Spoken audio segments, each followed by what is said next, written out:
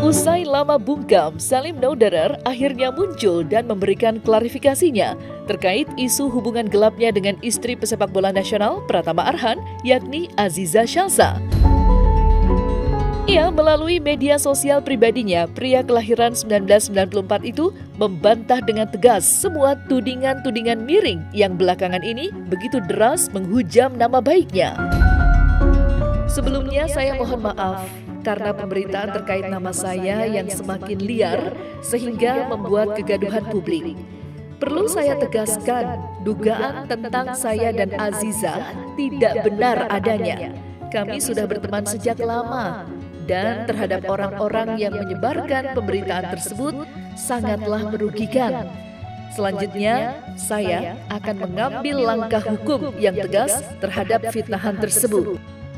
Tulis Salim Naudere. Sontak saja, hal itu pun menuai bermacam rupa reaksi dari warganet, tak terkecuali dari Ahmad Ramzi, selaku kuasa hukum dari Jessica Felicia.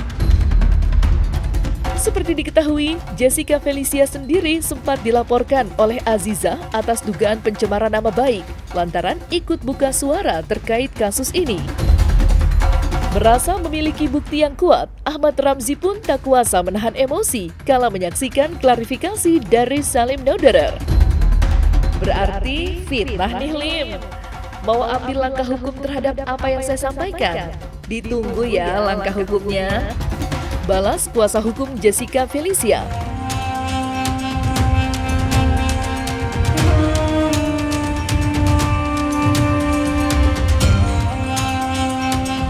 Di lain sisi, Aziza Shalsa pun sempat pula membuat publik bertanya-tanya karena unggahan media sosialnya.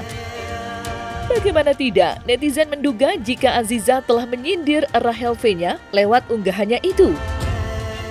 Cuma mau bilang, ibu nggak sepenting itu buat ditanggepin. Siapa juga yang hasut orang-orang buat lawan ibu? Stop ngerasa diri lo sepenting itu. Stop juga ngerasa kita pernah sedekat nadi. Gak kelar-kelar ini ibu. Kelihatan banget gak bahagianya bu, nyenggol mulu. Sindir Aziza Shalsa. Uniknya, hingar-bingar kasus ini mendapat reaksi menggelitik dari selebritis Nikita Mirzani yang menasehati netizen agar tidak terlalu ikut campur dalam permasalahan ini. Ya mau tim Rahel ke, mau tim siapa, gak peduli, gak menghasilkan uang juga buat gue. Gak menghasilkan uang juga buat kalian yang tim-timan itu, sumpah. Yang ada yang melarat makin melarat, yang kaya makin kaya. Begitulah kehidupan sebenarnya. Lagian ini kan anak-anak kelinci ya, anak-anak kecil. Ya kalau berteman gak ada masalah dong, janganlah pula cemburu.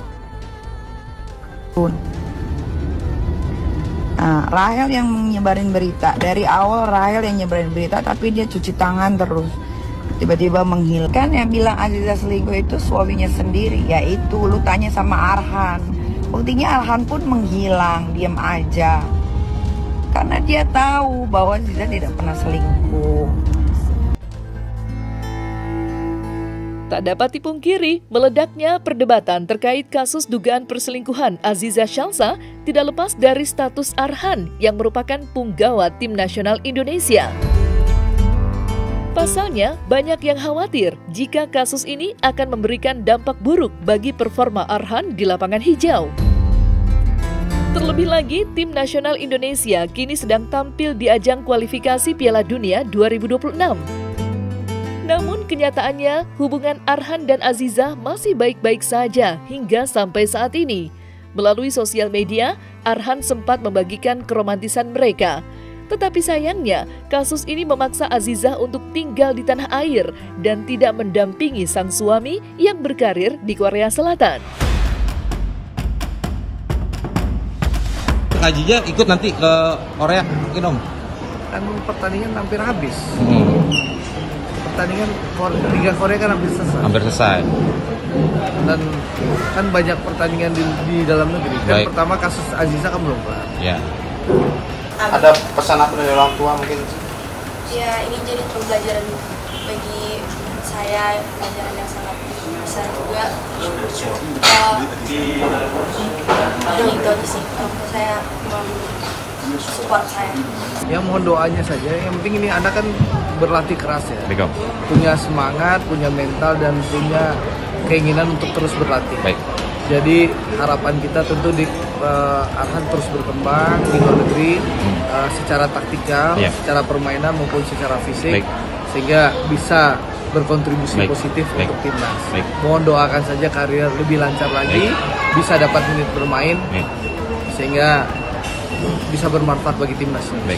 Normal-normal aja, nggak berubah. Ya komunikasi aja mas.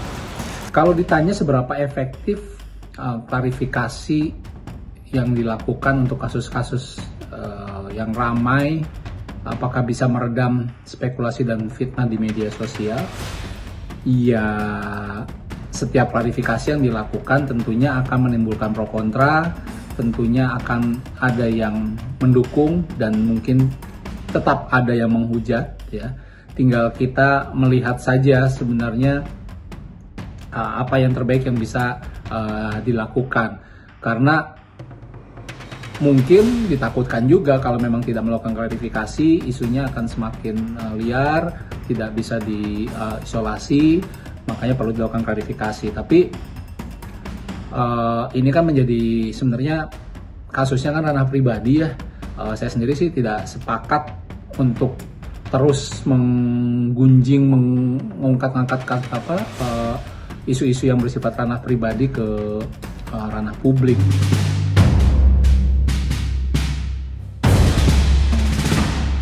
Sementara itu, jika ditarik ke belakang, kasus dugaan perselingkuhan ini sejatinya sempat tenggelam. Namun semua itu berubah ketika Rahel V-nya membongkar fakta baru berupa bukti tangkapan layar serta rekaman percakapan yang digadang-gadang merupakan suara Pratama Arhan. Mengejutkannya lagi, pria yang diduga Arhan itu menceritakan secara jelas dugaan perselingkuhan ini. Di mana ia bahkan mengungkap adanya bukti percakapan romantis antara Aziza dan Salim. Sontak saja beredarnya hal ini membuat heboh seluruh jagat maya. Rahel sendiri mengaku hal itu sengaja disebarnya sebagai bentuk pembelaan terhadap tudingan yang memojokkan dirinya.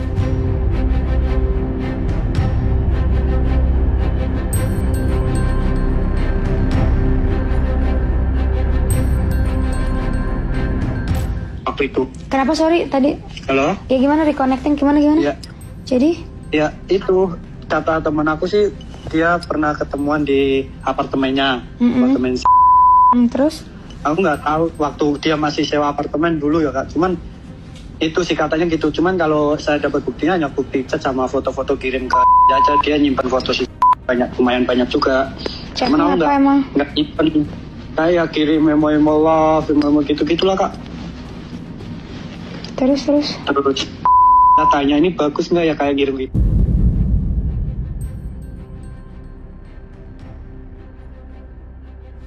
Kalau dari saya pribadi otomatis ya pasti pengen menyelesaikan masalah dengan sebaik-baiknya gitu ya. Kalau misalkan memang ada fasilitas mediasi tentunya pasti kita juga maunya masalahnya cepat selesai gitu ya, dengan damai, dengan ya udah gitu ya kan. Dan sangat saya pribadi itu sangat amat menyayangkan dan sangat kecewa gitu, karena saya hari ini beretikat baik, berniat baik, ingin memohon maaf kepada Zize atau Aziza gitu ya, secara langsung, secara face to face gitu ya, mau menyampaikan permohonan maaf saya karena konten saya bahasanya itu agak vulgar gitu ya, agak berlebihan gitu ya. Tapi sangat disayangkan ternyata Azizanya malah tidak hadir gitu ya, malah diwakilkan oleh si kuasa hukumnya gitu. Ya kan saya juga jadi mikir, masa kalau saya mau minta maaf, masa saya minta maaf sama lawyernya gitu kan, saya salahnya sama Aziza gitu loh, masa saya minta maafnya sama kuasa hukumnya gitu loh. Tapi ya mau gimana ya, Azizanya tidak hadir, ya jadi permohonan maaf itu tidak sampai jadinya. Ya begitulah. Jangan percaya gosip deh, kalian tuh emang SDM rendah ya.